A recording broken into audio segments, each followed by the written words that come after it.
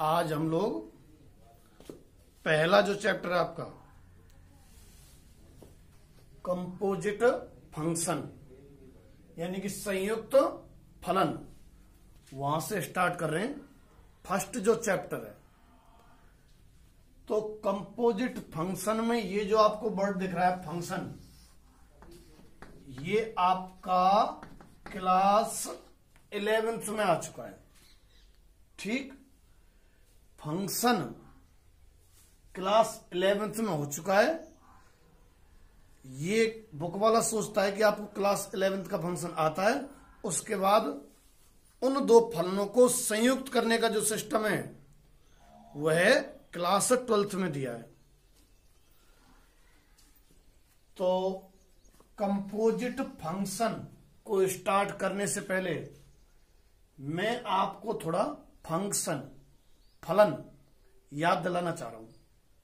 ठीक है, जो आपने क्लास 11th में पढ़ा हुआ है। थोड़ा सा फलन पढ़ने के बाद यानी कि आप मान लो एक पीरियड अपना फलन पे जाने वाला है, और जब फलन हमें याद आ जाएगा क्लास 11th वाला, तब हम लोग कंपोजिट फंक्शन यानी कि संयुक्त फलन पर पहुंच जाएंगे। ठीक है, तो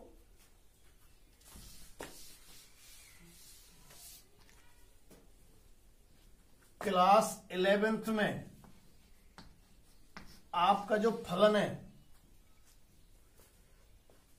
पहले चैप्टर या दूसरे चैप्टर की लास्ट 2 एक्सरसाइज में है। फलन को समझने के लिए थोड़ा सा हमें संबंध की आवश्यकता पड़ेगी, और संबंध रिलेशन जो था इसको समझने के लिए हमें समुच्चय की आवश्यकता पड़ेगी। और जब फलन पढ़ लेंगे अपन, तो जो क्लास 12th का आपका चैप्टर है, क्या नाम है, पहला चैप्टर संयुक्त फलन, इस पे पहुंच जाएंगे।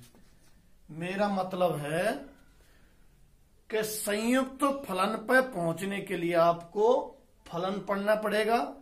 फलन के लिए आपको थोड़ा सा नॉलेज संबंध याद दिलाऊंगा, और संबंध से पहले मैं थोड़ा आपको समुच्चय याद दिलाऊंगा। ये 4 स्टेप हैं जब अपन क्लास 12th के इस चैप्टर पर पहुंचेंगे। बहुत ज्यादा टाइम नहीं लूंगा इनमें, मैं थोड़ा सा बस आपको मैं आपकी यादें ताजा कराऊंगा। बाकी आप लोगों ने ये तीनों चीजें क्लास 11th में पढ़ रखी है। ठीक है, बस मैं आपको इनको तरोताजा कर रहा हूं, आपकी यादों को। ठीक, सबसे पहले समुच्चय पे चलते हैं। ठीक, ध्यान हो आपको, समुच्चय जो है वो सुपरिभाषित वस्तुओं का संग्रह रहा करता था। ठीक है, collection of object, well defined collection of object. अच्छा, सुपरिभाषित का मतलब है अच्छे तरीके से परिभाषित होने चाहिए। हमने क्लास 11th में 1-2 एग्जाम्पल लिए थे, जैसे भाई खतरनाक जानवरों का संग्रह समुच्चय कहलाएगा कि नहीं कहलाएगा? ये नहीं कहलाएगा। खतरनाक जानवरों का कोई निर्धारण है नहीं।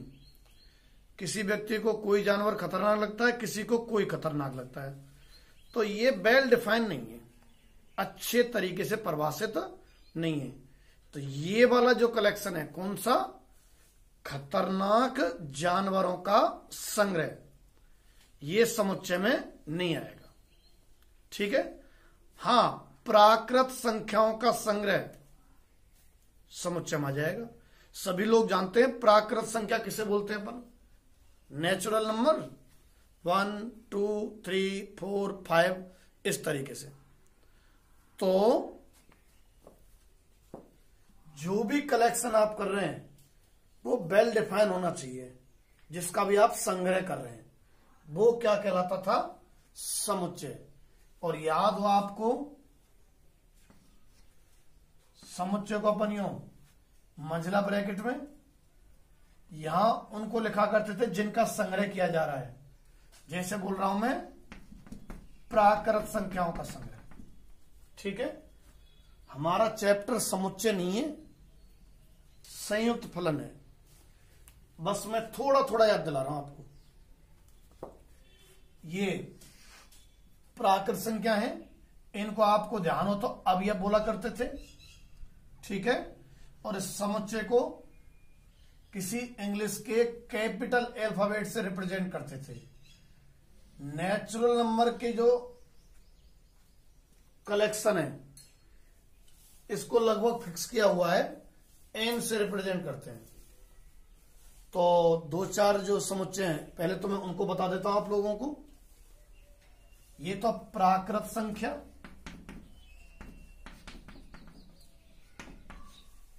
Natural number.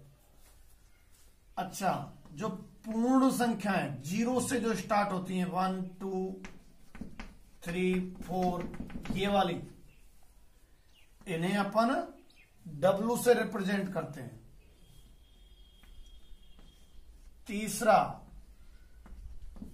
0 1 2 3 यो, और -1 -2 -3 इस तरह से। ये इंटीजर है ना, इनको रिप्रेजेंट अपन आई से या कई बार जेड से भी करते हैं। ठीक है, पूर्णांक इंटीजर नंबर, ये होल नंबर पूर्ण संख्याएं। अच्छा, ऐसे ही क्यू से रिप्रेजेंट करते हैं रेशनल नंबर को, परमेय संख्याओं को। ठीक है,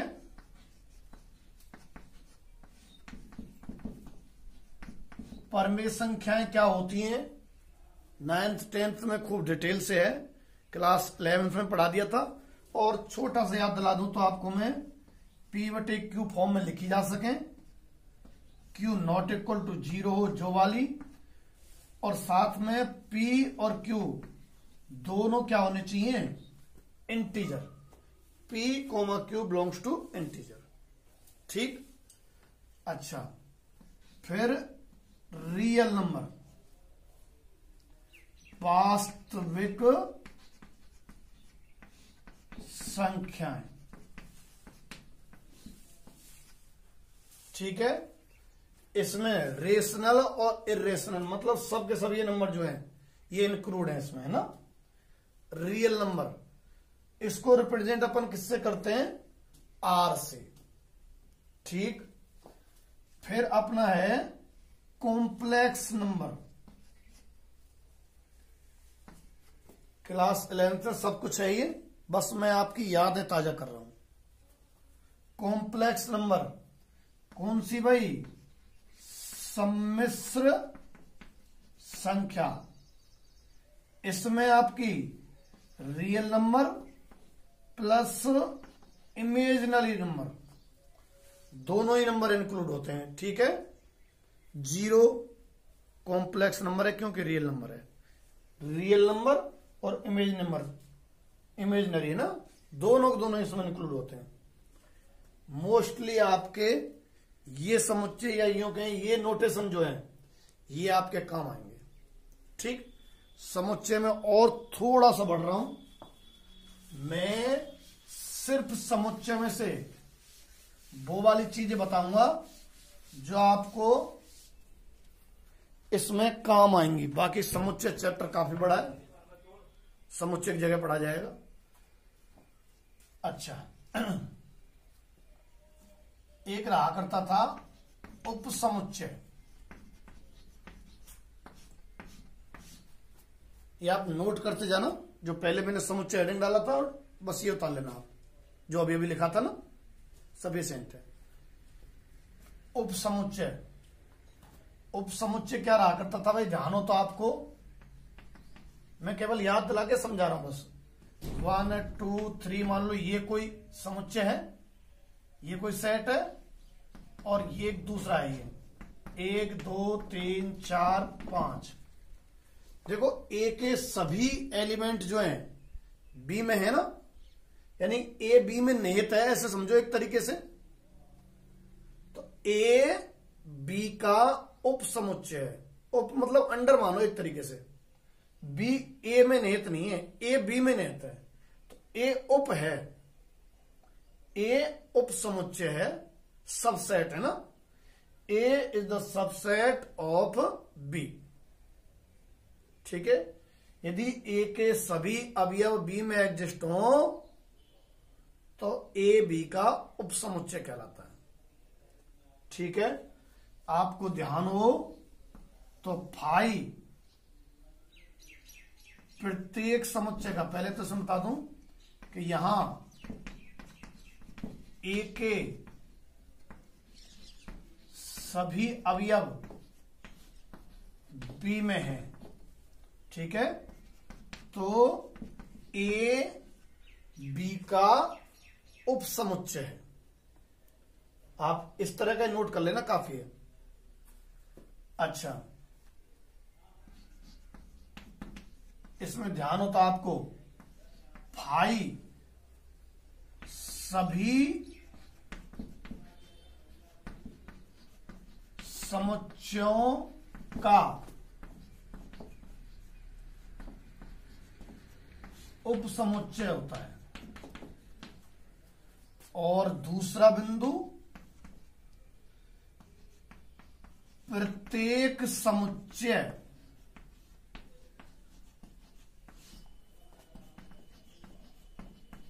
स्वयं का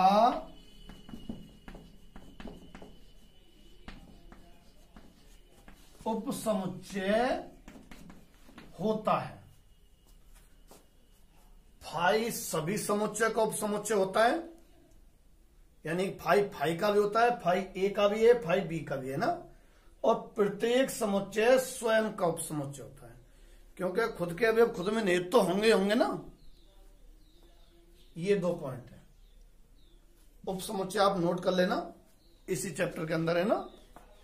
अच्छा, एक और है समुच्चय के अंदर, 2 ही चीज बताना चाह रहा हूं बस। एक इस चैप्टर में कभी कभी घात समुच्चय का काम पड़ जाएगा, ध्यान होता आपको, पावर सेट, ठीक है। तो घात समुच्चय क्या रहा करता था,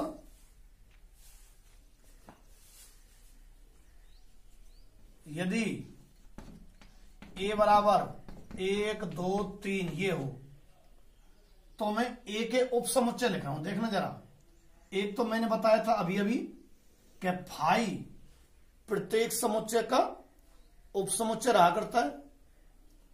अच्छा, अगर मैं इस समुच्चय को देखूं तो इसका जो अवयव है ए में निहित है, यह ए का उप समुच्चय है, तो मैं उप समुच्चय तैयार कर रहा हूं, है भाई। 3 1 2 2 3 और 1 3 1 2 3 ए के उप समुच्चय हैं, इनका समुच्चय, ठीक है। घात समुच्चय क्या रहा करता है, किसी भी समुच्चय के उप समुच्चयों का समुच्चय, ठीक है। पहले मैंने उप समुच्चय लिखे और इनको भी हमने एक मंझले ब्रैकेट में रख दिया, मतलब इन उप समुच्चयों को भी इकट्ठा कर दिया। इकट्ठा मतलब संग्रह, संग्रही तो समुच्चय होता है। तो क्या हो गया, ये भी एक समुच्चय हो गया। ये समुच्चय ए का घात समुच्चय कहलाएगा, यानी कि पावर सेट ऑफ ए का घात समुच्चय। समझ गए घात समुच्चय को। यदि ए के उप समुच्चयों का समुच्चय ए का घात समुच्चय रहा करता है। बस इतना ही काफी घात समुच्चय के बारे में, जितना काम आएगा।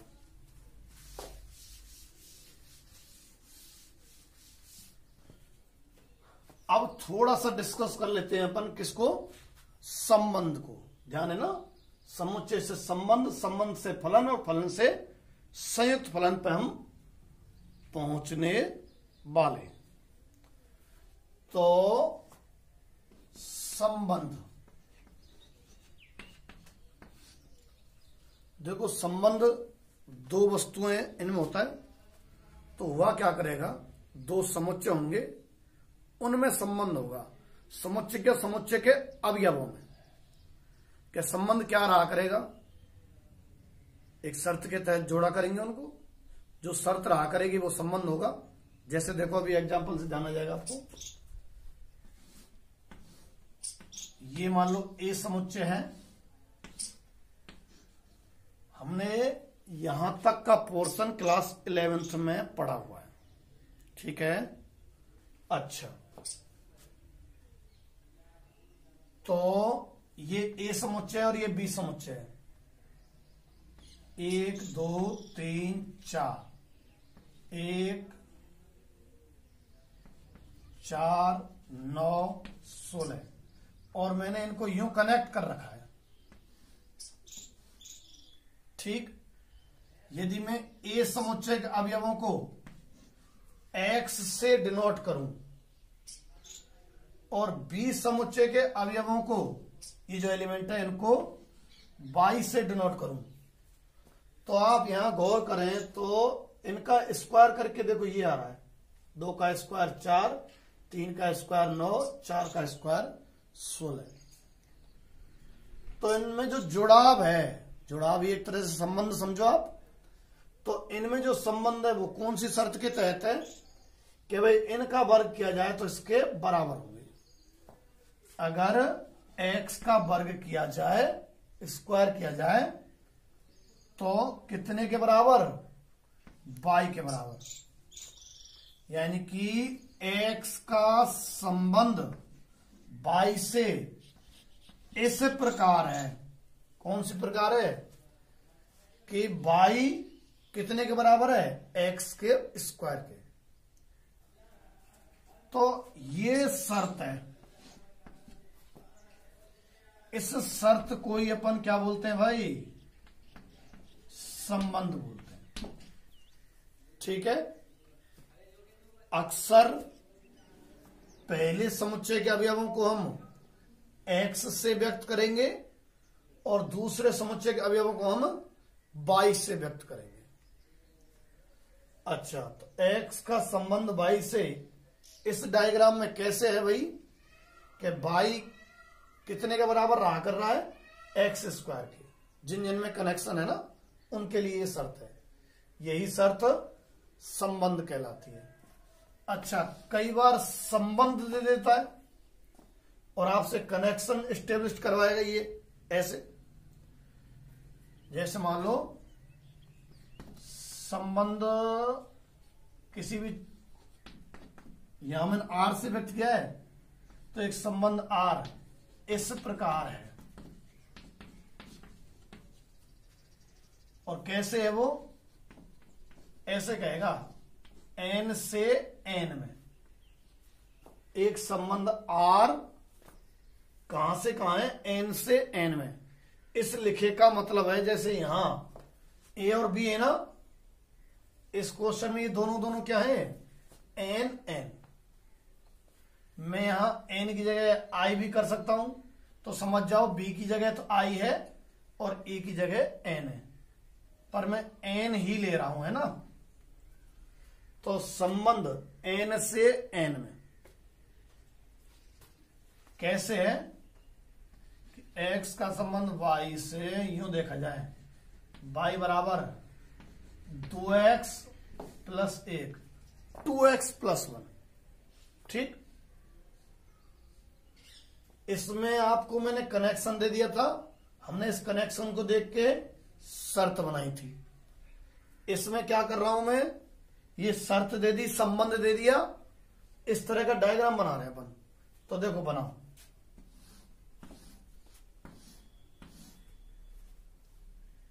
वन टू थ्री फोर, भाई नेचुरल नंबर है ना पहला समुच्चय, दूसरा समुच्चय भी नेचुरल नंबर है, दूसरा सेट भी 1 2 3 4 यूं, अब देखो आप, y इक्वल टू कितना है 2x+1। आपको मालूम है इनको तो x से रिप्रेजेंट करते हैं और इनको y से। तो हमने अगर x इक्वल टू 1 लिया तो 2 इंटू 1 2 + 1 3 बाई 3 आ गया। मीन्स 1 किससे कनेक्ट है 3 से। 2 रख देते हैं तो y इक्वल टू 5। अगर x की जगह 3 रख देते हैं तो कितने से भाई 7 से। इस शर्त से ये कनेक्शन बना दिया हमने, ठीक है। और यहां कनेक्शन से हमने शर्त बना दी। ये चित्र में संबंध व्यक्त हो रहा है, ये मैथमेटिकली जो है एल्जेब्रिक लैंग्वेज में संबंध व्यक्त हो रहा है। दोनों हैं एक ही बात, ठीक है। संबंध जिस शर्त के तहत दो समुच्चय के अवयव जुड़ रहे हों वह शर्त संबंध कहलाती है, रिलेशन। ठीक, संबंध इतना ही काफी है। आगे बढ़ते हैं।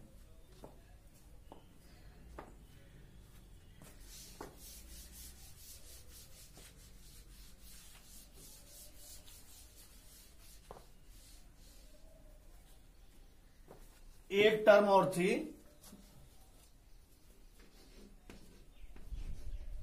संबंध के अंदर ही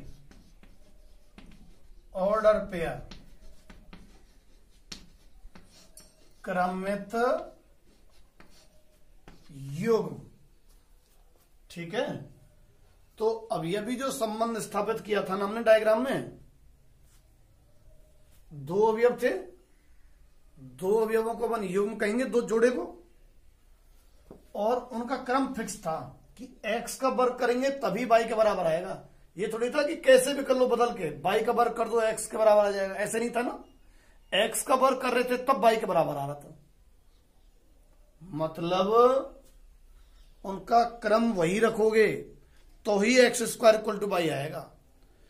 तो क्रम का महत्व है, ये ऑर्डर की इंपॉर्टेंस है इसमें, ठीक है। तो जैसे मान लो ये 1 जुड़ रहा है, कोई शर्त रही होगी 3 से, 2 जुड़ रहा है मान लो 5 से, 3 जुड़ रहा है मान लो 6 से, 4 जुड़ रहा है मान लो 8 से। तो ये कनेक्शन है, ये संबंध व्यक्त हो रहा है, एक का संबंध 3 से है। तो हम क्रमित युग्म रूप में कैसे लिखते हैं संबंध को, देखो ध्यान होगा 11वीं में खूब था ये चैप्टर, आर के इक्वल में इनके युग्म बना बना के 1,3। ऐसा नहीं है कि 3, पहला अवयव पहले समुच्चय से हुआ करता है, ए है ये बी है ना। पहला अवयव पहले समुच्चय से, दूसरा अवयव दूसरे समुच्चय से। 1 3 2 5, आपने 6 3 लिख दिया ना तो गलत है। ये पहले समुच्चय का अवयव थोड़ी है। तो आर के इक्वल लिखते हैं ना, तो जो युग्म लिखते हो आप, जोड़ा पेयर लिखते हो, उसमें क्रम का महत्व है, ठीक है। ऑर्डर की इंपॉर्टेंस ही है, इसलिए उसको ऑर्डर पेयर बोलते हैं। तो गलत लिखा है, क्या होना चाहिए था इसकी जगह 3,6, और बचा है लास्ट 4,8, ठीक है। ये ऑर्डर पेयर रहा करता था। क्रमित युग्म में क्या लिखा करते हैं, एक तो क्रम का महत्व हो और जिनके बीच में रिलेशन है उनको, इस तरह से। अच्छा, ऑर्डर पेयर को हमने मझले ब्रैकेट में यानी कि कलेक्ट करके लिखा हुआ है, तो ये भी एक समुच्चय है। कौन, आर। आर संबंध है, पर ये कथन तो ये बता रहा है कि इन में रिलेशन है, पर कलेक्शन कर दिया तो ये हमने किससे व्यक्त कर रखा है, आर से। ये भी एक समुच्चय है एक तरीके का, ठीक है। संबंध इसको लिख लिया करना आप, ठीक।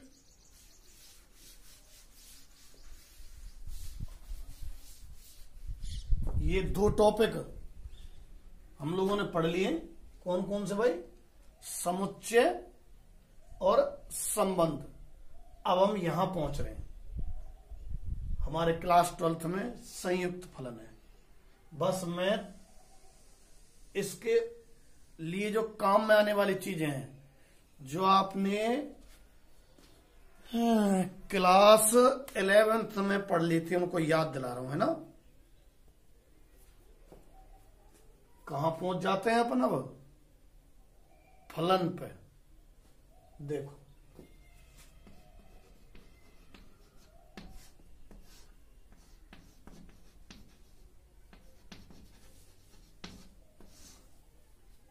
याद करो थोड़ा, फलन क्या रहा करता था? आ रहा है याद? फलन क्या रहा करता था? मैं याद दिलाता हूं। संबंध को ही फलन बोलते थे अपन। बस संबंध पर हम दो शर्त लगाया करते थे। पहले तो ओरल याद दिला देता हूं, क्या थी? पहले समुच्चय का प्रत्येक अवयव दूसरे समुच्चय के किसी न किसी अवयव से अवश्य संबंध रखना चाहिए, पहली शर्त। प्रथम समुच्चय का प्रत्येक अवयव द्वितीय समुच्चय के किसी न किसी अवयव से अवश्य संबंधित हो। और दूसरी शर्त याद दिला रहा हूं मैं, क्या थी? प्रथम समुच्चय, फर्स्ट जो अपना सेट है, उसके किसी भी अवयव का संबंध द्वितीय समुच्चय के किन्हीं दो अवयवों से या अधिक अवयवों से ना हो। प्रथम समुच्चय के किसी एक अवयव का संबंध द्वितीय समुच्चय के दो अवयवों से ना हो, दो या अधिक से ना हो। ठीक? फलन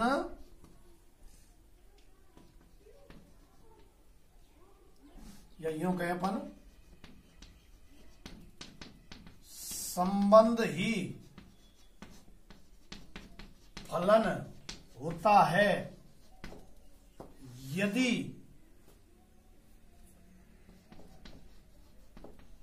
संबंध निम्न दो शर्तों का पालन करे। अब लिख लेना, इसी चैप्टर के अंदर है ना। संबंध ही फलन होता है यदि संबंध निम्न दो शर्तों का, पहली प्रथम समुच्चय के, या यूं कहूं मैं ए का, प्रथम समुच्चय बड़ा लिखना पड़ेगा, ए लिख देते हैं, ए का प्रत्येक अवयव बी के किसी न किसी अवयव से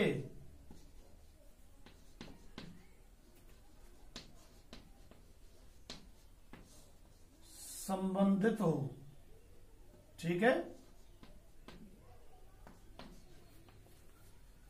ए का प्रत्येक अवयव बी के किसी न किसी अवयव से संबंधित हो। ए का प्रत्येक अवयव मीन्स, देखो आप, ये ए है, ये बी है, ये अवयव है, मान लो ये जोड़ दिया मैंने ना।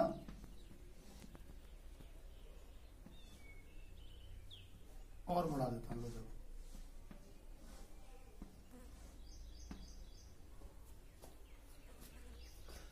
ये जो संबंध है ये फलन नहीं कहलाएगा, क्योंकि देखो ये वाला अवयव रह गया,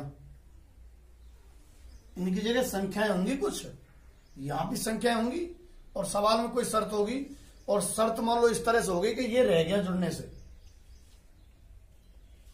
तो अगर जुड़ने से रह गया, मैं शर्त ले दूंगा अभी, देखना आप एग्जाम्पल लेंगे अपन। तो ये जुड़ने से रह गया ना, ये संबंध फलन नहीं है। देखो इसका एग्जाम्पल लेते हैं आप। जैसे मान ले दिया मैंने कि x का रिलेशन, सॉरी पहले तो एक संबंध r n से n में है ना, आप समझ गए मतलब। पहला समुच्चय n, दूसरा समुच्चय n। अच्छा, शर्त क्या है कि x का संबंध y से, मैं अगर ये वाली शर्त लगा देता हूं कि y equal to x upon 2, ठीक है, x का संबंध y से ऐसे हो, कैसे, y बराबर x बटे 2। अब आ जाओ, देखो आप नेचुरल नंबर है 1 2 3 4 यूं, 1 2 3 4 इस तरह से डॉट डॉट लगा दिया मैंने। अब अगर आप x का मान 1 लेते हो, भाई ध्यान हो तो आपको, ये तो x रहा करता है और ये y। तो x का मान अगर आप 1 लेते हो, 1 ले लेते हो, 1/2, y इक्वल टू 1/2 है ही नहीं इसमें। तो 1 को आप किसी से भी नहीं जोड़ पाएंगे, 1 को आप किसी से भी नहीं जोड़ पाएंगे। तो ये जो नियम है, संबंध है, फलन नहीं है, ठीक है। क्यों? क्योंकि 1 रह गया। शर्त क्या लिखी हुई है, ए का मतलब प्रथम समुच्चय का प्रत्येक अवयव, प्रत्येक तो नहीं जोड़ रहा भाई, 1 रह गया ना। अच्छा, तो मतलब इस शर्त को ऐसी बनाना कि यहां का प्रत्येक अवयव जुड़ जाए। सभी क्वेश्चन में ऐसा होगा क्योंकि चैप्टर फलन है, फलन में ये शर्त लागू होती है। आप भले चेक कर लेना उस समय, और मैं उदाहरण ले दूंगा। चलो यहां ले देते हैं एक उदाहरण। यदि मैं इसी सवाल को यूं कर देता हूं, r n से n में और x का रिलेशन y से इस प्रकार है, कैसे कि y के बराबर में 2x प्लस 1 या 2x ही ले दो। तो देखो आप n ठीक है, 1 2 3 4 1 2 3 4 यूं। अब आप कोई सा भी नेचुरल नंबर रख दो, आप x की जगह यहां 1 रखेंगे, 2 इंटू 1 2, ये रहा 2, 2 रखोगे 2 इंटू 2 4, ये रहा 4। यानी अगर आप यहां x की जगह कोई भी नेचुरल नंबर रखते हो तो y नेचुरल नंबर ही तो होगा। नेचुरल नंबर में अगर 2 का मल्टीप्लाई कर दिया जाए तो नेचुरल नंबर ही तो आता है। तो यहां x की जगह अगर आपने 1 रख दिया तो 2 रख दिया तो 4 नेचुरल नंबर ही आ रहे हैं। यानी y ऑलवेज नेचुरल नंबर होगा, यानी यहां होगा, यानी कि सभी यहां जुड़ पाएंगे। यहां देखो रह गए कौन, 1 रह गया, 3 रह गया, 5 भी रह जाएगा, यहां रह जाओ बोले ही। ये तो ए का प्रत्येक अवयव होना है ना, पहले समुच्चय का प्रत्येक अवयव जुड़ना चाहिए। इस पर क्वेश्चन अभी मैं इसलिए नहीं करा रहा हूं, हम केवल पुराना याद कर रहे हैं। क्वेश्चन हमारे 12th के इसमें से होंगे, ठीक है। आ जाओ वापस। तो यहां रह सकते हैं एलिमेंट जुड़े बगैर, यहां नहीं रहने चाहिए। तो यहां का प्रत्येक अवयव जुड़ रहा है ना, तो ये जो है संबंध फलन होगा। संबंध का ही विशेष प्रकार है ना, वो है क्या कहलाता है, फलन। हर फलन संबंध होता है, हर संबंध फलन नहीं होता है, ठीक है। हर फलन संबंध होता है, परंतु हर संबंध फलन नहीं होता। पहला नियम मैंने कहा था, यदि संबंध निम्न दो शर्तों का पालन करे ना तो संबंध क्या कहलाया करेगा? फलन कहलाएगा। पहली शर्त पालन नहीं कर रहा है, फलन नहीं है, केवल संबंध है। पहली शर्त का पालन कर रहा है, ये फलन है। दूसरे क्या भी करेगा, मैंने इस तरह से एग्जांपल लिया है ना। दूसरी क्या? दूसरी शर्त लिख लेना आप लोग, स्क्रीन रोक के लिख लेना है ना। अब दूसरी शर्त,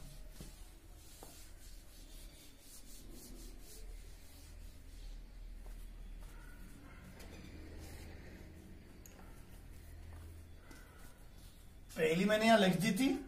अब दूसरी शर्त, दूसरी शर्त क्या है कि ए के किसी भी अवयव का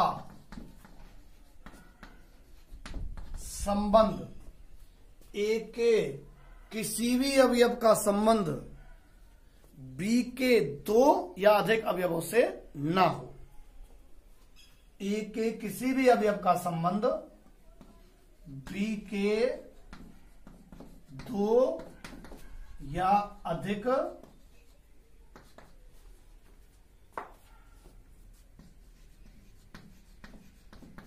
अवयवों से ना हो। जैसे देखो, मैं अगर ये वाला डायग्राम बनाता हूं,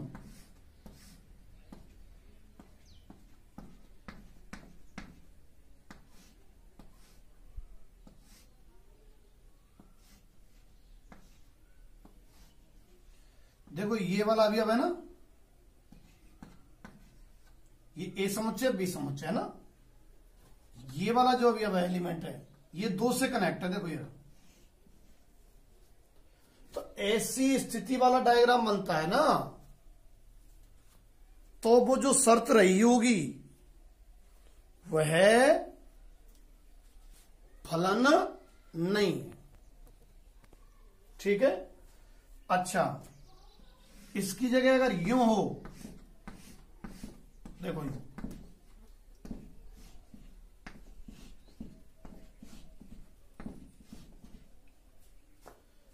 एक का संबंध दो से नहीं है भाई, दो का संबंध एक से है। दो का संबंध एक से है, तो ये वाली चीज तो हो सकती है। एक का संबंध दो से, दोनों अंतर है। दो का संबंध एक से संभव है, ये नहीं है, यह फलन नहीं है। इसके नीचे लिख लेना, फलन नहीं है, लिख ही देता हूं मैं।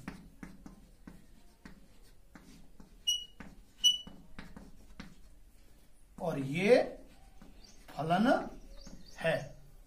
ठीक है। जैसे एग्जाम्पल, एक संबंध आर यदि, और मान लो आपको दे दिया है एन से और आर में, ऐसा करते हैं। दो सम एक ही चीज दो दो डिनोट नहीं कर सकती एक क्वेश्चन में। इसको मैं फाई से ले लेता हूं, संबंध का नोटेशन फाई ले रहा हूं। एन से आर रियल नंबर है ना, थोड़ी देर पहले पढ़े थे, नेचुरल नंबर है।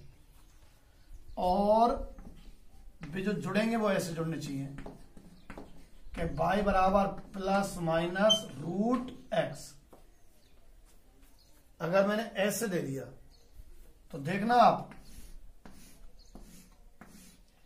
इसमें तो 1 2 3 4 यूं है, और इसमें सभी रियल नंबर है सभी। पर अगर आप x की जगह 4 रखते हो, देखो ये वाला रखें, तो x बराबर 4 पर y की वैल्यू क्या आ रही है? Plus minus under root 4। Under root 4 होता है 2। प्लस माइनस 2, यानी कि 4 प्लस 2 से भी कनेक्ट है और माइनस 2 से भी कनेक्ट है। यह फलन नहीं है। ए के किसी भी अवयव का संबंध बी के 2 या अधिक अवयवों से ना हो गया ना, यह संबंध फलन नहीं है। यदि मैं केवल प्लस ले लेता हूं तो यह संबंध जो है फलन हो सकता था। ठीक है, तो कोई भी संबंध फलन कब कहलाएगा? जब मैंने अभी अभी जो बताई है 2 शर्तें, अगर संबंध उन 2 शर्तों का पालन करे। ठीक है, पहला ये आपका हो गया, फलन अपन जान गए। अब फलन में थोड़ा और पढ़ लेते हैं, क्यों फलन ही तो पढ़ने हैं हमें। देखो क्या था, नोट कर लेना आप ही लोग, आप लोग ये नोट कर लेना है ना।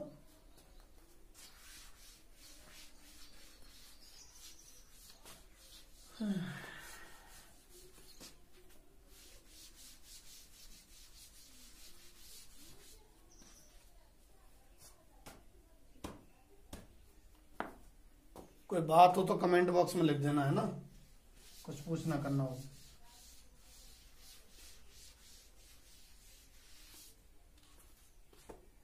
मैं आपकी प्रॉब्लम नोट कर लूंगा और जब चैप्टर का लास्ट होगा तो लास्ट में एक वीडियो और दे देंगे, जिसमें कोई कंफ्यूजन या समस्या हो ना, उनका 1 घंटे की वीडियो और दे देंगे लास्ट में।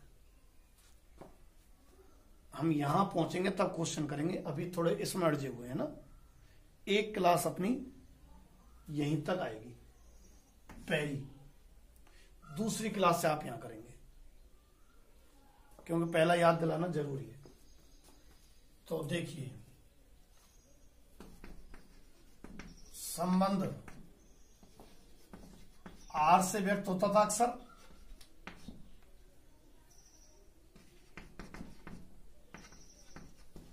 जैसे आर एन से एन में। ठीक है, ये गारंटी नहीं है आर ही आर से व्यक्त होता हो, फाई से पी से। मैंने वैसे ले दिया आपको, थोड़ा सा फलन से जोड़ रहा हूं। तो संबंध आर से व्यक्त होता है, जैसे ऐसे लिखते थे ना, और एक्स का संबंध वाई से, और यहां में क्या लिखा करता था, शर्त, ध्यान होता आपको। इसी चीज को अपन अगर फलन में, अगर संबंध फलन हो गया है, मतलब संबंध 2 शर्तों का पालन करता है और फलन चैप्टर चल रहा है ना, तो फलन आप किससे व्यक्त करते हैं? एफ से व्यक्त करेंगे।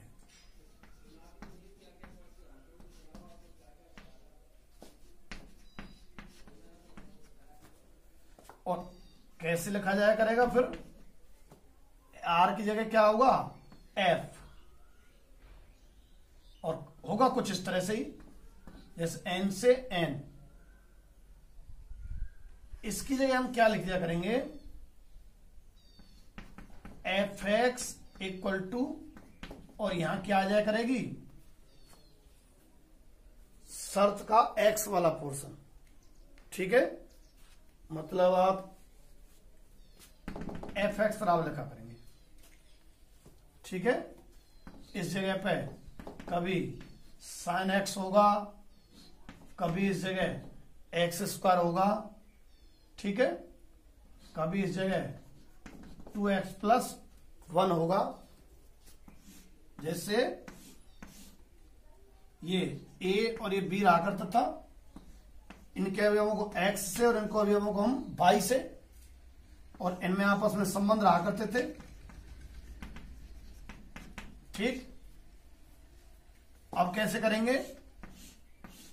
लगभग वही, ये a समुच्चय b समुच्चय, पहले समुच्चय को हम x से और दूसरे समुच्चय के अवयवों को हम, पहले समुच्चय के अवयवों को x से, दूसरे समुच्चय के अवयवों को इसी चैप्टर में y से भी व्यक्त होगा। अकेला f भी लिख देता है और कभी एफ एक्स भी लिख दिया करेगा। ठीक है, तो जो चीज बाई के बराबर में लिखा करते थे उसको हम किसके बराबर में लिखेंगे? एफ एक्स के बराबर। बाई बराबर साइन एक्स तो एफ एक्स बराबर साइन एक्स। बाई बराबर एक्स स्क्वायर तो एफ एक्स बराबर क्या? X square. दूसरे समुच्चय के अवयवों को हम अक्सर एफ एक्स से, है ना, पहले समुच्चय के अवयवों को एक्स से। अच्छा, बी के अवयवों के लिए ये ध्यान हो तो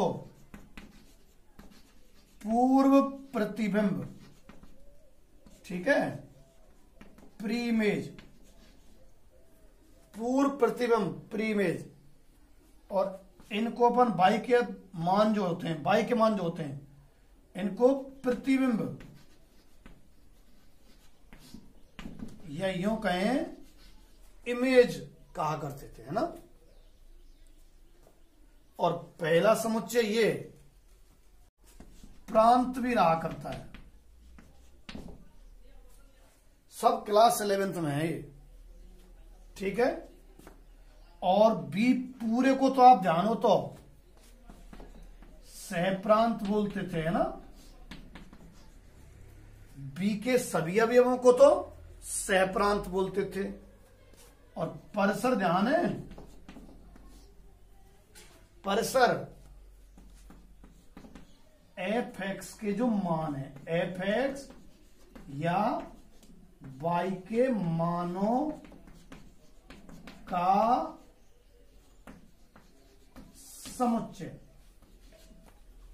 ठीक है। परिसर क्या था? एफ एक्स या वाई के मानों का समुच्चय। और सहप्रांत बी। अंतर था दोनों में, यहां के सभी अवयव जुड़े रहते हो ये आवश्यक नहीं होता था।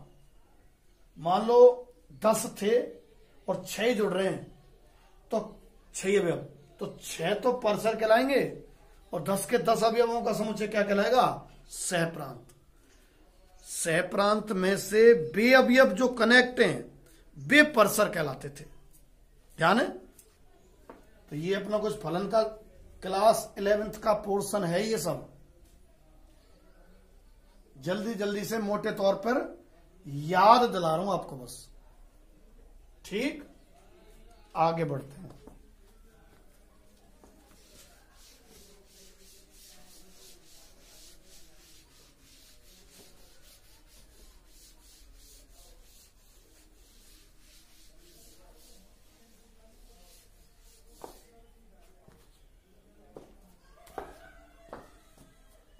तो जैसे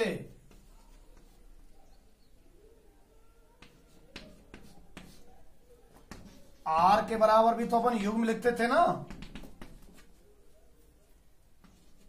यहां संख्या रहती थी ए coma B, C comma D, ऐसे ही। अब इस चैप्टर में आर क्या बन चुका है? एफ। तो एफ को भी ऐसे लिखा जा सकता है भाई, फलन संबंध ही तो है। तो अब युग्मों को अपन कैसे लिखेंगे? एफ के बराबर ए coma B, C comma D, ऐसे, है ना। एफ के बराबर ऐसे भी लिखा रहा करेगा कई बार, तो समझ जाना ये तो एक्स होता है और ये वाली वैल्यू बाई का मान होती है, और बाई को इसमें अब क्या बोलने वाले अपन धीरे धीरे? F x. यानी ये वैल्यू तो एक्स की वैल्यू होती है और ये एफ एक्स की वैल्यू रहा करती है। तो कई बार आपको फलन को युग्म रूप में लिखवाएगा, क्रमित युग्म के समुच्चय के रूप में लिखवाएगा। तो आप एक्स रख के एफ एक्स, एक्स रख के एफ एक्स प्राप्त करते जाना और इसमें सेट कर देना ऐसे, ठीक है। ये फलन। आगे बढ़ते हैं। तरीका सा है कि इस तरह से दिखेगा, आपको नोट कर लेना है ना।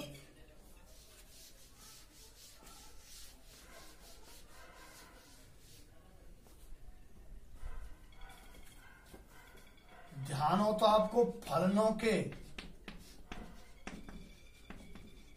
मान कैसे निकालते थे अपन? फलनों के मान।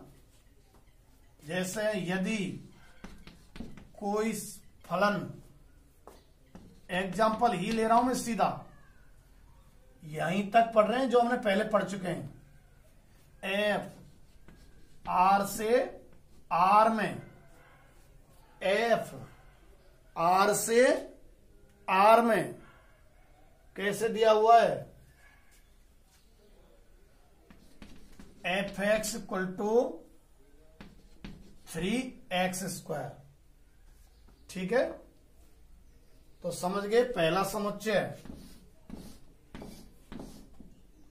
आर मतलब सभी वास्तविक संख्याएं।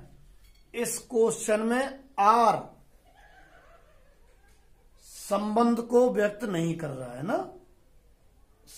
आर इस समय रियल नंबर इनको है ना, ये भी आर है। ठीक है, इसमें भी अभी हमें, तो मैं अगर आपसे कहूं x बराबर 1 पर एफ एक्स की वैल्यू कितनी रही, कैसे निकालोगे आप?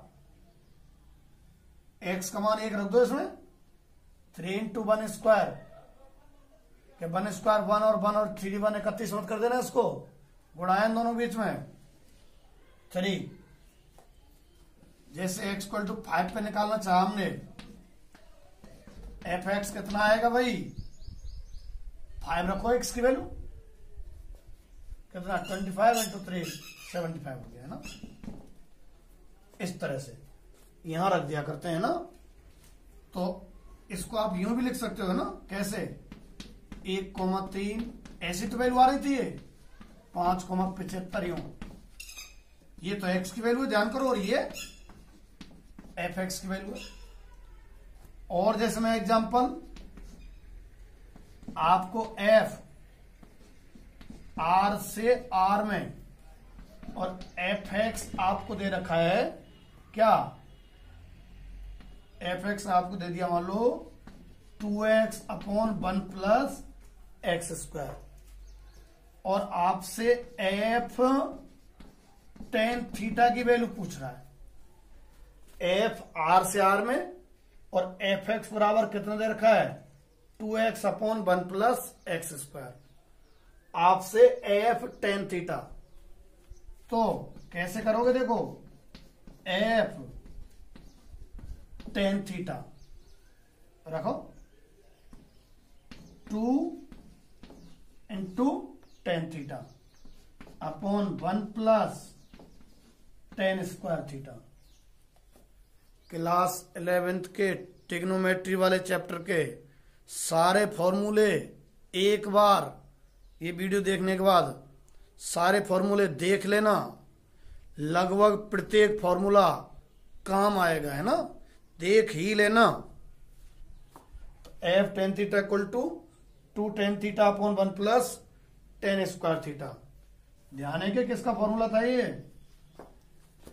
sin 2 थीटा का। यदि यहां माइनस होता था ना, तब तो था tan 2 थीटा का, और जब यहां प्लस है तो ये था sin 2 थीटा का। तो कितना आया ये? sin 2 theta. तो अगर एफ एक्स के बराबर दे रखा हो और एक्स के मानों के लिए फलन का मान पूछता है, तो कैसे करेंगे आप? एक्स की वैल्यू यहां रख दिया करेंगे, एफ एक्स आ जाया करेगा जैसे ही आए, जैसे ही आया। इस तरह से फलनों के अपन मान निकाला करते थे क्लास 11th में। ठीक है, अब अपन यहां तक का थोड़ा थोड़ा थोड़ा तीनों पढ़ चुके हैं। जो नेक्स्ट अपना जो होगा लेक्चर, उसके अंदर हम संयुक्त फलन पर पहुंचने वाले हैं। ठीक है।